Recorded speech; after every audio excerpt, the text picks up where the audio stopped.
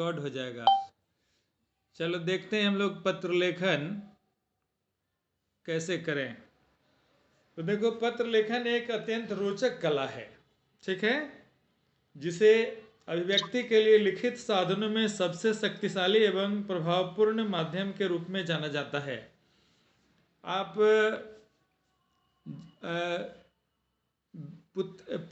पिता के मतलब पुत्री के नाम पत्र, पुत्री के नाम मतलब वो जो जवाहरलाल नेहरू जब जेल में थे तो अपने पिता के नाम पुत्री के नाम पिता के पत्र, हाँ, पुत्री के नाम पिता के पत्र अपनी बेटी को लिखा करते थे जवाहरलाल नेहरू जेल से। तो पत्र लेखन जो है ना, वो शक्तिशाली एवं प्रभावपूर्ण माध्यम है। आज पत्रोत्तर का ज़माना नहीं है। पत्र लेखन जो है ना, आजकल पत्र लेखन का ज़माना नहीं रह गया। एक सेकेंड, हाँ, मोबाइल के ज़माना के कारण पत्र लेखन, लेकिन आपको पत्र लिखना आना चाहिए। जैसे कहीं आप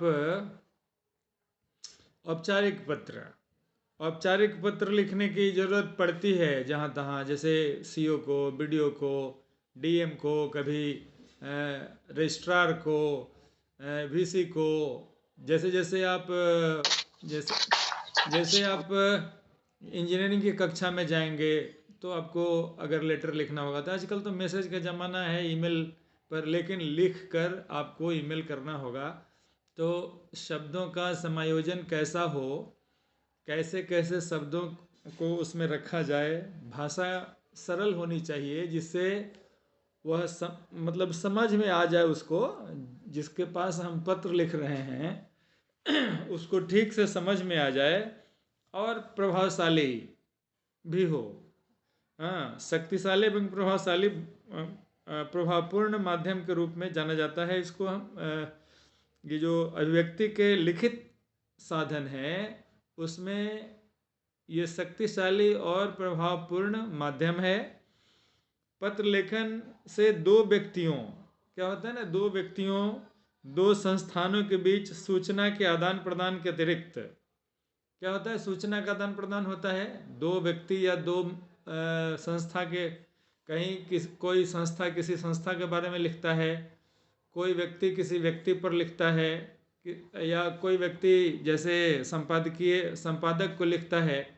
नहीं, कभी कभी आता है ना पत्र कि भाई संपादक को लिखिए और हमारे आसपास में जितनी भी गंदगी है, चाहे मोहल्ले की सफाई नहीं हो रही है, तो दैनिक जागरण के संपादक को आप पत्र लिखिए, जिससे और उनको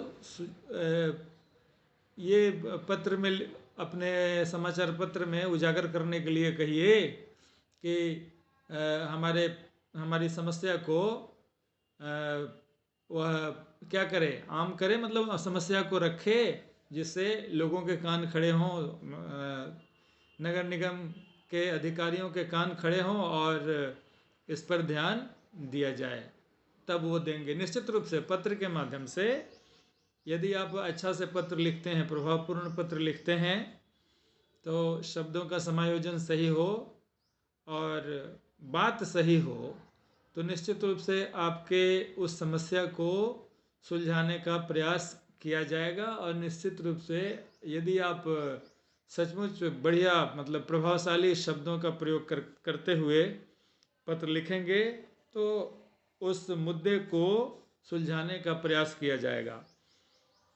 तो देखिए, जो मानव जीवन के लिए अत्यंत आवश्यक है, यही नहीं, पत्र लिखने वाले का व्यक्तित्व,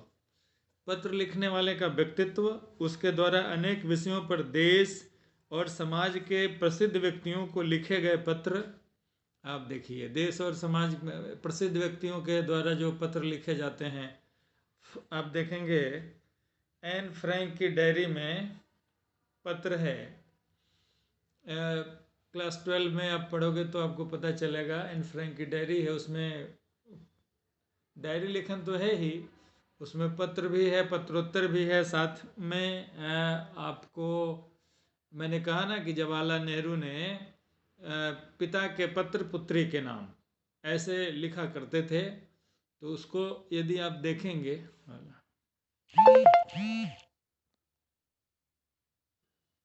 शब्दों का सही इस्तेमाल किया जाना चाहिए। तो विश्व के प्रसिद्ध व्यक्तियों ने पत्रों द्वारा अपने विचारों को पूरी दुनिया में प्रसारित किया और उनके विचारों को लोग उनके पत्रों द्वारा ही जानते हैं। तो पहले चूंकि पत्र लिखा जाता था, विश्व के जो महान लोग हैं वे पत्र ही लिखा करते हैं। जैसे अभी भी आप देखोगे कि जब ये था, अब तो वाइडेन है अभी राष्ट्रपति, इसके पहले जो राष्ट्रपति था क्या नाम था उसका?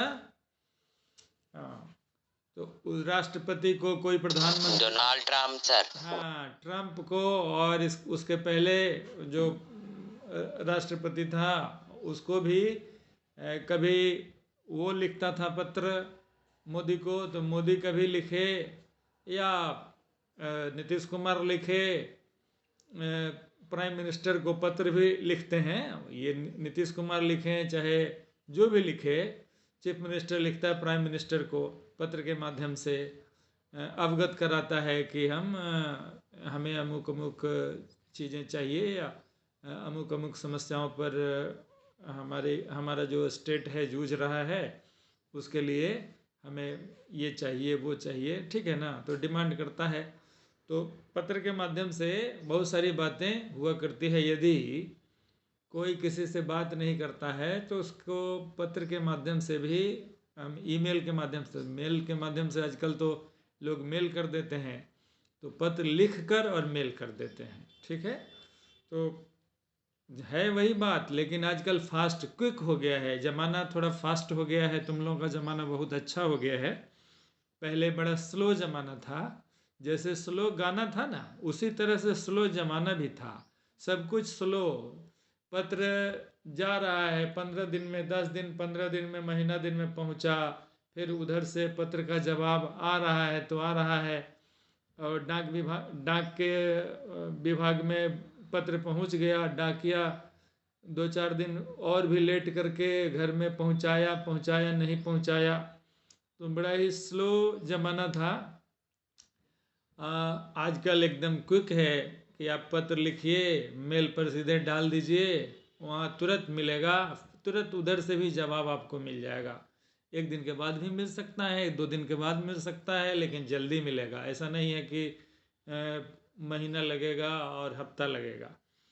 तो इस तरह से पत्र का प्रचार प्रसार आज भी है। ऐसा नहीं है कि पत्र समाप्त हो गया, मैसेज का ज़माना है। तो भाषा की सरलता, पत्र की विशेषता क्या है बेटा? पत्र की विशेषता क्या होनी चाहिए कि उसमें भाषा की सरलता होनी चाहिए, वो सरल और सहज शब्दों का इस्तेमाल होना चाहिए। अगर कठिन और दुरूह शब्दों का इस्तेमाल कर दिया जाए, है ना, कि जैसे जो शब्द समझ में ही नहीं आए जिसको हम लिख रहे हैं, हाँ, इस बात का भी ध्यान रखना चाहिए कि जिस व्यक्ति के पास हम लिख रहे हैं वह इस भाषा को समझने में समर्थ है ना। जैसे हालांकि दूसरे से पढ़वा लेगा अलग बात है, जैसे कोई अंग्रेजी का विद्वान हो, हिंदी कम जानता हो, नहीं के बराबर जानता हो, हल्की फुल्की जानता हो, और उसमें उसके लिए आप कठिन कठिन शब्दों का, हिंदी के कठिन शब्दों का इस्तेमाल करके पत्र को भेजा जाए, तो उनके लिए, जैसे कोई दक्षिण भारत का आदमी हो, ठीक है, या कोई, हाँ, दक्षिण भारत का आदमी हो, और उसको अगर आप अंग्रेजी में पत्र लिखते हैं तब तो वो आराम से समझ लेगा, और हिंदी में कठिन शब्दों का इस्तेमाल करके, मतलब जो जटिल शब्द है उनका इस्तेमाल करके आप उनको पत्र लिखेंगे तो वो समझने में असमर्थ होंगे, उनको समझना पड़ेगा, ट्रांसलेट करवाना पड़ेगा, ठीक है, ट्रांसलेट करके ही वो समझ पाएंगे। इसलिए कहा जाता है कि भाषा में सरल शब्दों का इस्तेमाल करना चाहिए। कोई कुछ कहना चाह रहे हो क्या? हाँ, उज्ज्वल, उज्ज्वल, उज्जवल अपना ऑन किया वो। Yes sir. हाँ, कुछ कहना चाह रहे हो बेटा? सर अपने आप ऑन हो गया। हाँ हाँ, नहीं तो ऑन होता तो मुझे पता चल जाता है। सनसनाहट होने लगी ना। ठीक है, कोई बात नहीं है। नहीं, कुछ पूछना हो बीच में तो पूछ सकते हो। पूछने ही के लिए तो हैं हम लोग, बताने के लिए। कुछ पूछना हो लेकिन अभी हमको बताने दो, फिर पूछना। तो पत्र की भाषा सरल होनी चाहिए। भाषा की सरलता, सरल समझते हो ना? आसान। भाषा आसान हो जिससे बात वो समझ में उसको आ जाए, स्वाभाविक होनी चाहिए। तथा उसमें अत्यधिक कठिन अथवा साहित्यिक शब्दों का प्रयोग नहीं किया जाना चाहिए। जो साहित्यिक शब्द का इस्तेमाल लोग कर देते हैं, कठिन दुरूह शब्दों का इस्तेमाल करते हैं, उस कठिन शब्दों का इस्तेमाल नहीं करना चाहिए। उससे क्या है ना, पत्र नीरस हो जाता है और पढ़ने वाले को उसमें रुचि नहीं रहती। अगर आप सरल शब्दों का, सहज शब्दों का इस्तेमाल करेंगे तो पढ़ने वाले की रुचि होगी। जैसे देखिए, जिस भाषा की बात मैं करना चाहता हूँ कि कुछ विद्वान की जो भाषा है, स्टार्ट करोगे ना, जैसे ही पढ़ना शुरू करोगे लगेगा कि अरे ये तो और थोड़ा पढ़ते पढ़ते चले जाते। तो भगवती चरण वर्मा का उपन्यास है चित्रलेखा, ठीक है। उसको मैंने पढ़ना शुरू किया। भाषा की सहजता क्या होती है ये मैं इस कहना चाह रहा था। वो मैंने पढ़ना शुरू किया, अन्यमनस्क ढंग से ऐसे ही उठा के पढ़ना शुरू किया।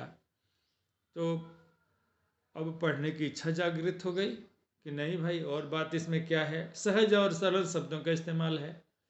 तो पढ़ते चले गए, पढ़ते चले गए, लगता था कि इसको समाप्ति करके छोड़ें।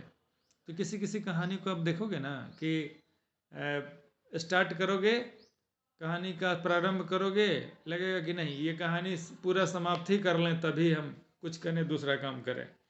तो ऐसी भाषा का इस्तेमाल किया जाना चाहिए। सरल और सहज भाषा, जो आसानी से बात सभी को समझ में आए, ऐसे शब्दों का इस्तेमाल किया जाना चाहिए। और भाषा की स्पष्टता होनी चाहिए। तो दूसरा पॉइंट है भाषा की सरलता, तो हो गया पहला पॉइंट। दूसरा पॉइंट है भाषा की स्पष्टता। स्पष्ट भाषा का इस्तेमाल किया जाना चाहिए। पत्र की भाषा पूरी तरह स्पष्ट होनी चाहिए। जो वाक्य है, वाक्य में हम क्या कहना चाहते हैं वह स्पष्ट हो जाए, ठीक है। यदि पत्र में स्पष्टता नहीं होगी तो पत्र पढ़ने वाला उससे अच्छी तरह से समझ नहीं सकेगा। अगर स्पष्टता न हो, वाक्य का विन्यास सही नहीं हो, तो निश्चित रूप से वह समझ नहीं सकेगा। इसके लिए अपने अच्छे शब्दों, अच्छे अच्छे शब्दों का इस्तेमाल किया जाना चाहिए। सरल वाक्यों का चयन किया जाना है। सरल वाक्य, सरल सहज वाक्य, सरल वाक्य, आसान वाक्य, है ना। ऐसा नहीं कि गुत्थी वाला वाक्य, है ना, गुत्थी, उलझा हुआ गुत्थी वाला वाक्य नहीं न बोला जाना चाहिए, ना ही लिखा जाना चाहिए। अब तीसरी बात है भाषा की संक्षिप्तता। हाँ, पत्र बहुत लंबा चौड़ा नहीं होना चाहिए बेटा। 5 नंबर का होता है, आपको पता होगा। नंबर के अनुसार हमें काम करना है। अब नंबर 5 है और 2 पेज लिख दिए तो देखने वाला भी ऊब जाएगा कि अरे इतना लंबा चौड़ा, है ना, चलो 4 नंबर दे देते हैं, 3.5 नंबर दे देते हैं। तो ऐसा नहीं किया जाना चाहिए। कौन है, एक सेकेंड।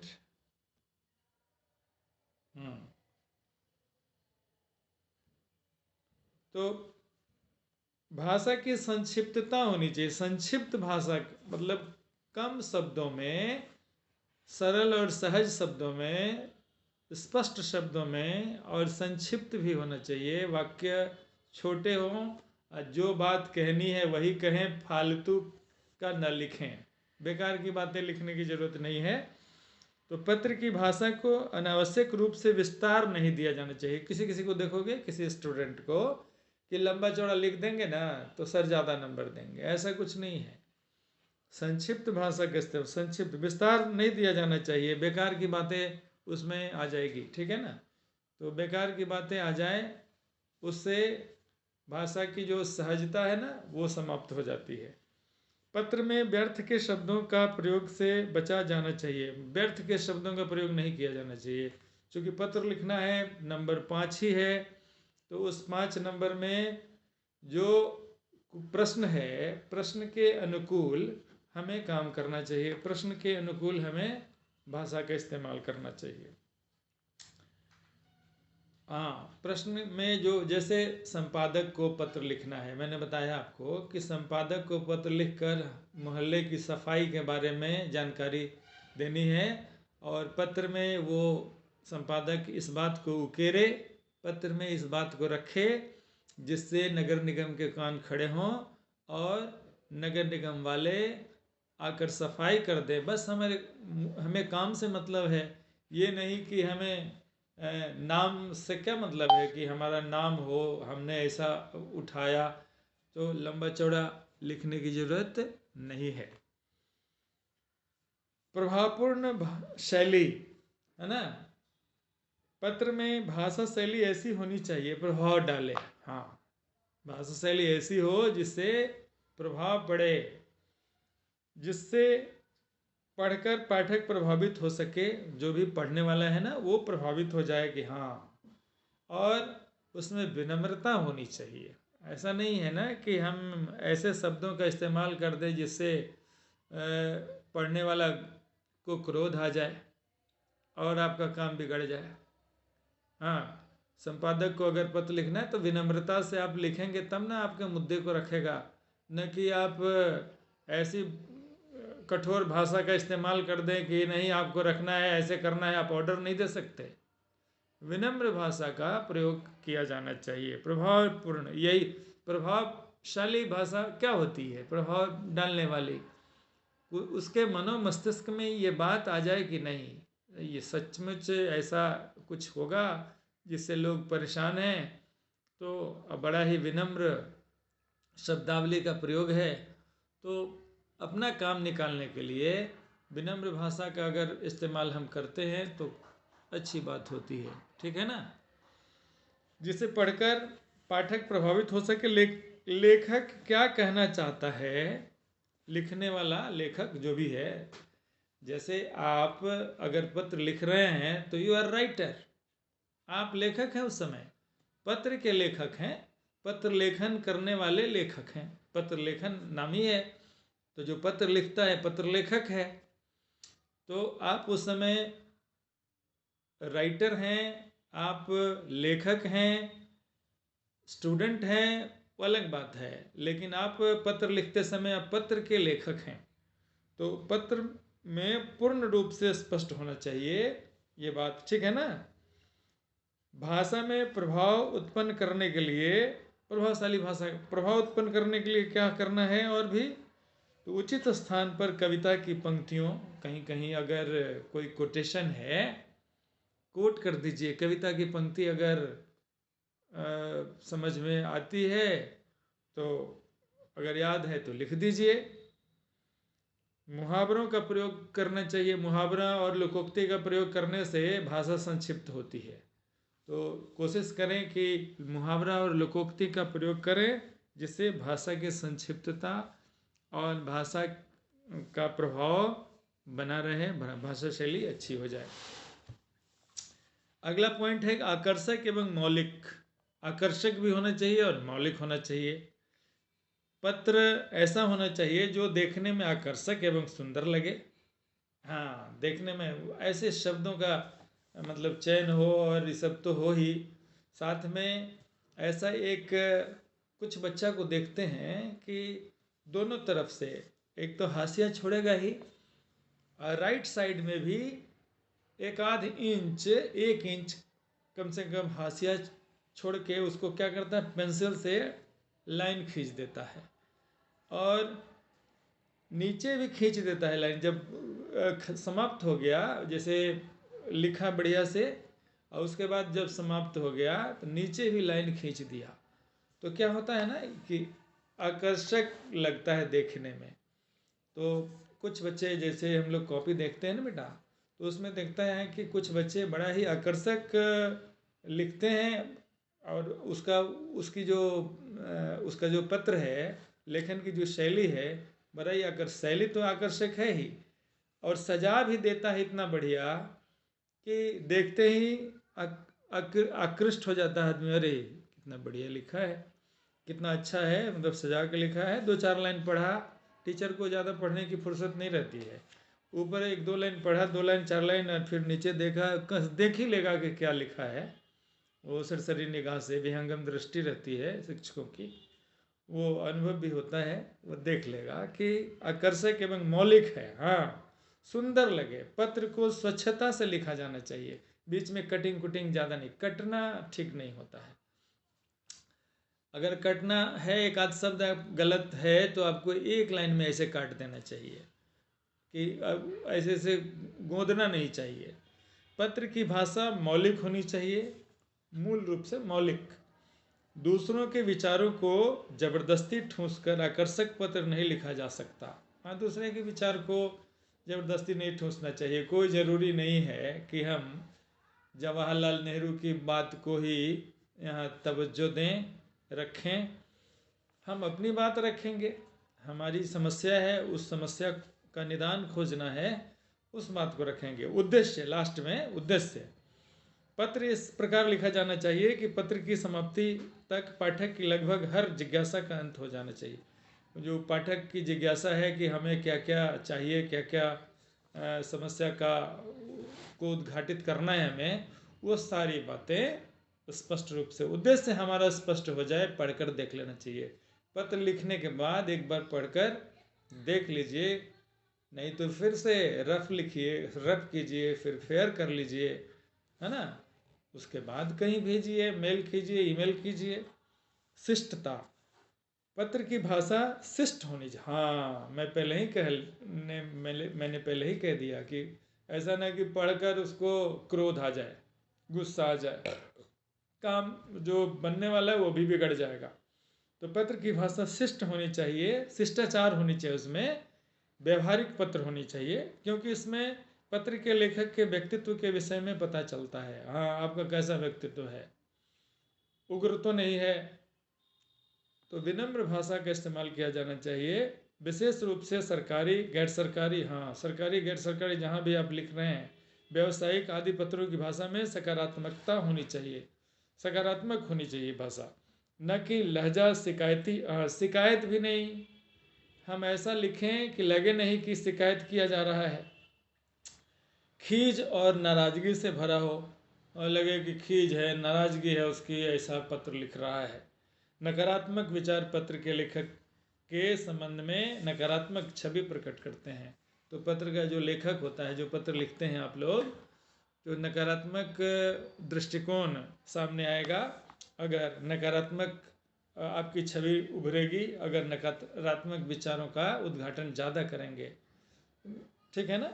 इसलिए हाँ, चिन्हों पर विशेष ध्यान देना चाहिए। वो जो का लास्ट में है कि कहाँ कॉमा देंगे, कहाँ पूर्ण विराम देना है, कहाँ क्वेश्चन मार्क देना है, इन चिन्हों पर विचार हमें करना चाहिए।